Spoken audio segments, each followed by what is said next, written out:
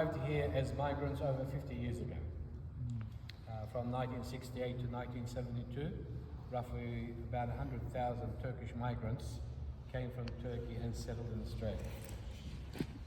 And at that time we settled in two areas in Sydney.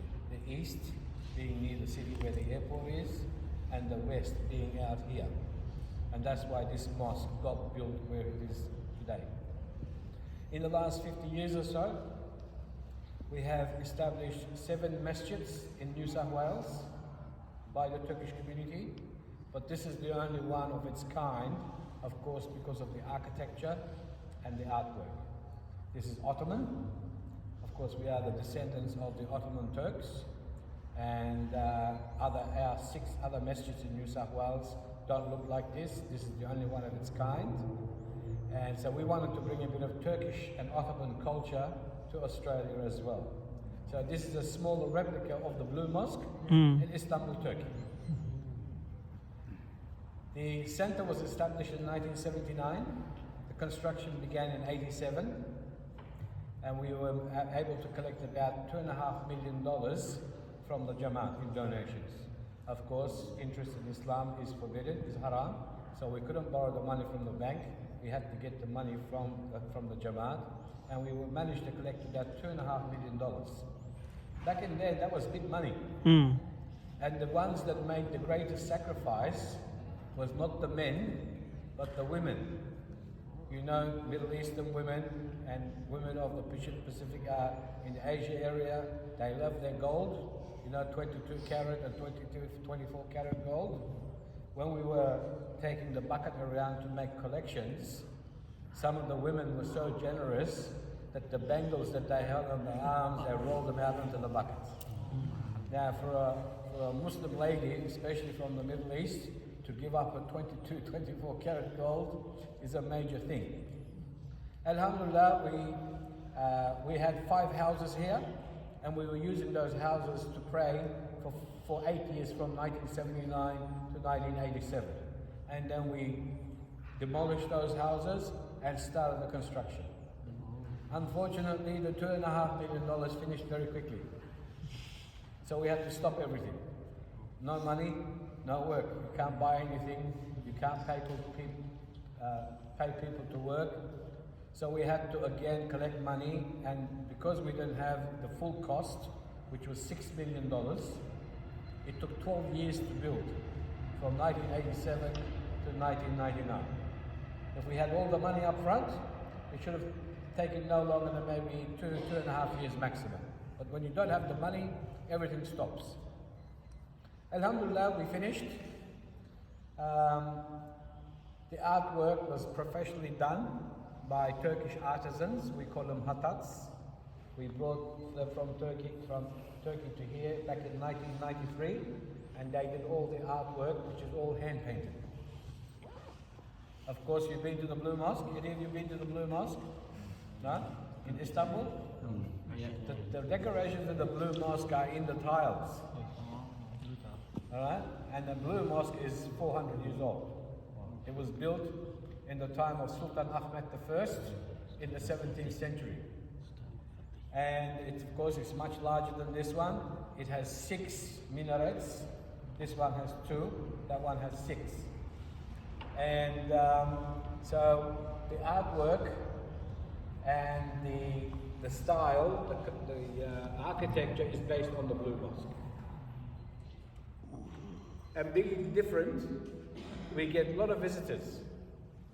We get anywhere between 7,000 to 10,000 people visiting the mosque every year, non-Muslims.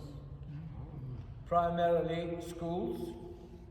In Australia, especially if you're going to high school, it's part of your school curriculum to learn about other religions.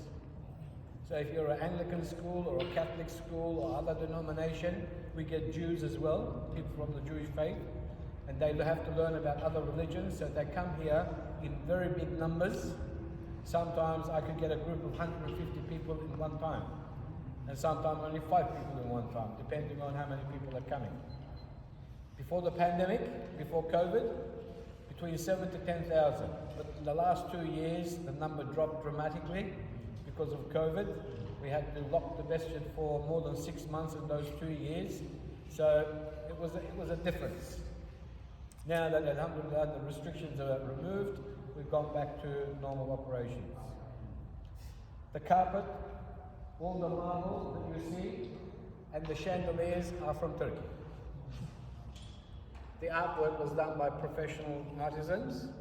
Everything else is Australian. The bricks, the cements, the paint, everything Australian. So the artwork has been there for 30 years now. Alhamdulillah, it still looks good, and we hope that it will still look good for after another 50 to 100 years. Because to restore this artwork is going to be very expensive. So the longer we can keep the artwork, the better, inshallah. Since its completion, we added the building on my left here. When you were coming in, you would have seen it on the left-hand side of the masjid. That is our youth center. We do a lot of things with the youth because it doesn't matter which community you are in Australia or around the world. If we don't engage our youth, we lose them. It is a big problem in Australia. According to statistics, there are over 1,000 Muslims in prison in New South Wales, just in New South Wales alone. That's a very big number because we're a very small population here. With all the Muslims in Australia combined, we make up less than 2% of the population. We're not like Malaysia or Indonesia where we have big, or like Turkey where we have big numbers. We're a very, very small percentage here. And for a percentage of that size, where you have more than 1,000 people in prison in New South Wales alone is a very big number. So that's why we have to build the youth centre to engage our young so they don't get into trouble. We have programs for them during the week and weekends to keep them engaged. Because if we don't engage them, then they end up in the street, getting into drugs, violence, all kinds of problems. So we have to do something like that with the building next door. So we can't do something like that in the masjid because this is mainly for prayer. But all social activities, we do it in that building next door. We have a full-time youth coordinator who is a qualified person to engage the youth, and he takes them to a lot of activities. Now when you go back outside, you will see that there's a building in the corner here. I don't know if you noticed it. You see that big sort of brown building? That is actually a Muslim aged care facility. It's a nursing home in New South Wales. It has 102 residents, all levels of care we have in Australia from level 1 to level 4. Level 1 is minimal care and level 4 is maximum care. And we have Muslims as well as non-Muslims. Because when it's a social service, the government provides the funding. So you can't discriminate on the basis of race or religion. So a social service like an aged care facility has to be open to all. So we have Muslims, the majority are Muslims, but we also have non-Muslims as well. Being close to the masjid, everything they have in the center is halal. We have staff that speak more than one language. So they have to speak English and maybe an Arabic or Turkish, Bengali, Urdu, Hindi, Malaysian or Indonesian, depending on the residents that we have. Because the majority of the problem with other nursing homes where it's not Muslim is they have a language barrier. I don't know if you heard this before, but when people get to a certain age, especially if they're suffering from dementia, you know, this is a common problem, or Alzheimer's or dementia, they lose their second language, they go back to their first language. So if you came here who used to speak Indonesian or Malaysian, and when you get old and you're suffering dementia, apparently you'll forget your English completely and you go back to speaking only Malaysian or Turkish or whatever language you spoke before.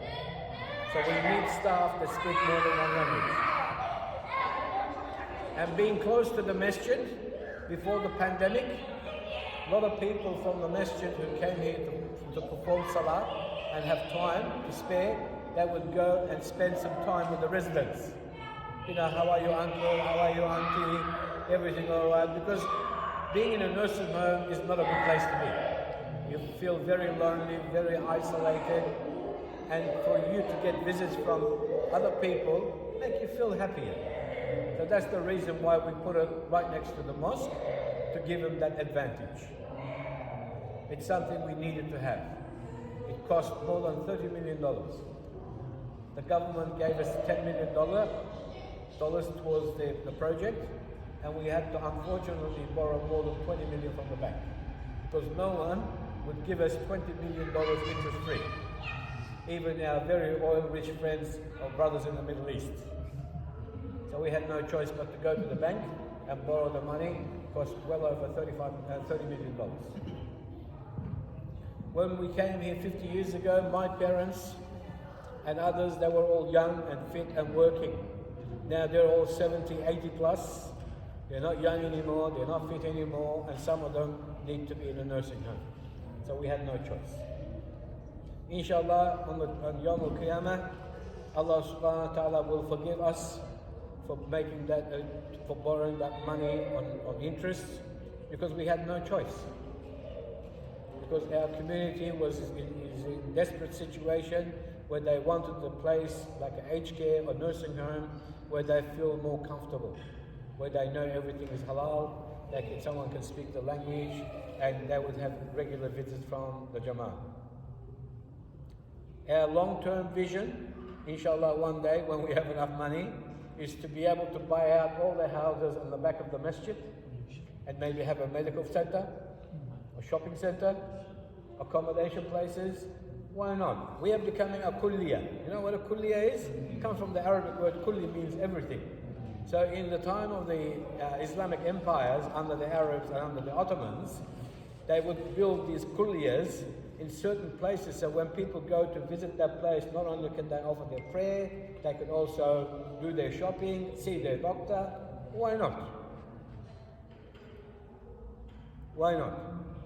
Now there's a new masjid in Turkey, in the city of Istanbul, in a province called Çamlıca, in the eastern part of Istanbul, which is being opened about a year and a half ago. And it is the largest masjid in Turkey now. It can hold up to 65,000 Jama'ah. It is on a massive land. It has a library. It has a madrasa. So it's actually a kulliya. And it was commissioned by our current president, Recep Tayyip Erdogan. It was started in, I think, 2013, and I think they opened it about a year and a half, roughly in 2020. And it is the largest masjid in Turkey today, and it's brand new. So we are hoping that other communities in Sydney will embark on other projects, not just religious ones, but social ones as well. We have many Muslim schools in Australia, but we need more. There are a lot of Muslim students who go to public schools. We have private schools, Muslim private schools, but it's not enough. But everything is dependent on money, like everything else. So inshallah, if we try, if we make an effort, Allah subhanahu wa ta'ala will give us the opportunity to succeed in providing these social services. But if we don't do nothing, nothing's going to change. If we do something, then things will change and get better, inshallah. So everything depends on effort. There are many Muslim communities in Australia, including in Sydney, from basically every background. When we built this mosque nearly 30 years ago, the Turkish people were the majority of the people here. We made up more than 80% of the Jamaat. Now we only make up 20%. 80% of our Jamaat is non-Turkish, mainly from the Indian subcontinent, like Pakistan, India, Bangladesh, Egyptian, Somali. We have Indonesians and Malaysians, but they're in very small number. So we are a mixture of people from different backgrounds, but we only make up about 20% of our congregation now, because before, a lot of Turkish people used to live in this area. Now they moved out to other suburbs in Sydney. You know, anywhere from where you guys to the Blue Mountains, to the northern suburbs, to the east. Now you can find people of Turkish background nearly in every suburb in Sydney. But before, it was here and the eastern suburbs. But now everything has changed. But alhamdulillah, we also have a playground, if you noticed it, that playground that you see in the courtyard. The government gave us the funding for that playground because we wanted something for the children as well. So as soon as the children come here with their parents, they see the playground there, they take their parents over there, and while they're playing, their parents can come here and pray in peace. Otherwise, the children will be here with their parents, running around, screaming and shouting like what kids do. So we needed something like that as well. Any questions about anything? This is Turkish marble, manufactured in Turkish factory, came here in bits and pieces, and we had to get someone, a man from the factory in Turkey, to come here to put it together for us, because it's so expensive and delicate that we don't want to damage anything. Sometimes you can't do everything yourself. Sometimes you've got to get the right people for the right job. Like with the artwork and for the marble. The carpet, we lay it ourselves. Of course, we import it from Turkey and we use local carpet layers and we lay it ourselves. Here, of course, we have for the men and the upper floor for the ladies. We have 5 daily prayers. We also have Jummah prayers. During the month of Ramadan, we provide full services. And we're trying to engage the community as much as possible. Of course, our primary objective here is dawah. And having, 7,000 to 10,000 people coming to the masjid on a yearly basis. If out of those 7,000 to 10,000 people, if one find hidayah, alhamdulillah, then we have at least done something. So when they come here, they go out with a different mindset. In the media, Muslims are portrayed in a very bad way. They're classified as violent, as terrorists. So when people who are not aware of what Islam really is, when they come here and they listen to what we tell them, when they go back out, it's completely the opposite of what they used to think. So we're trying to break down barriers.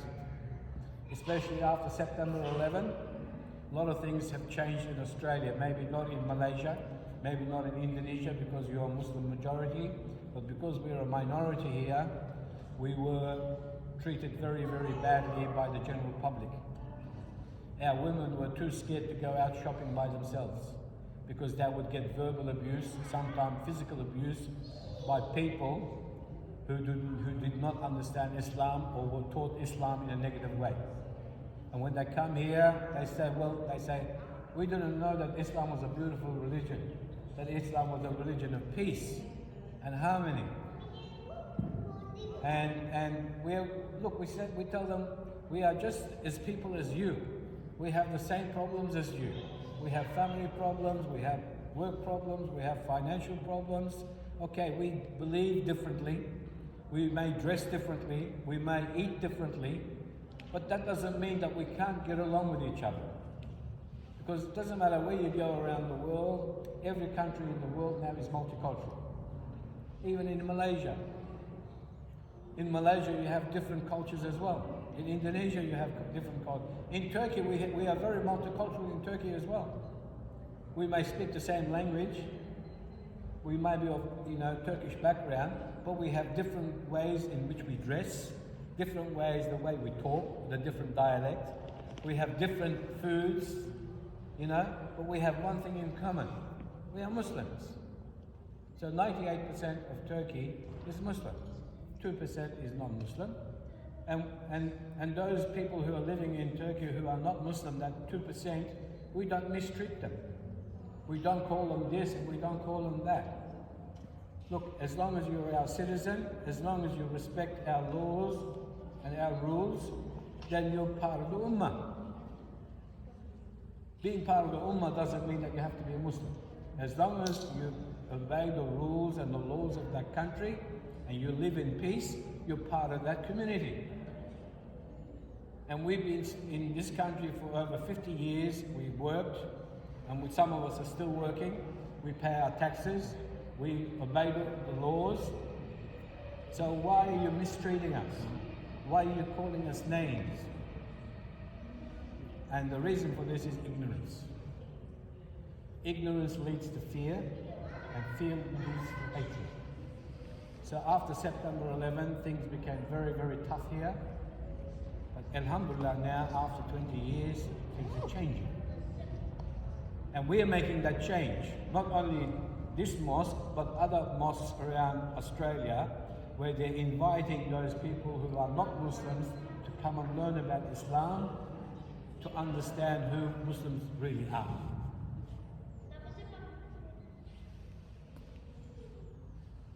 So, like I said, our primary objective should be dawah, inviting people to Islam, introducing them, getting them familiar with the Islamic religion, so they come to acknowledge and respect us.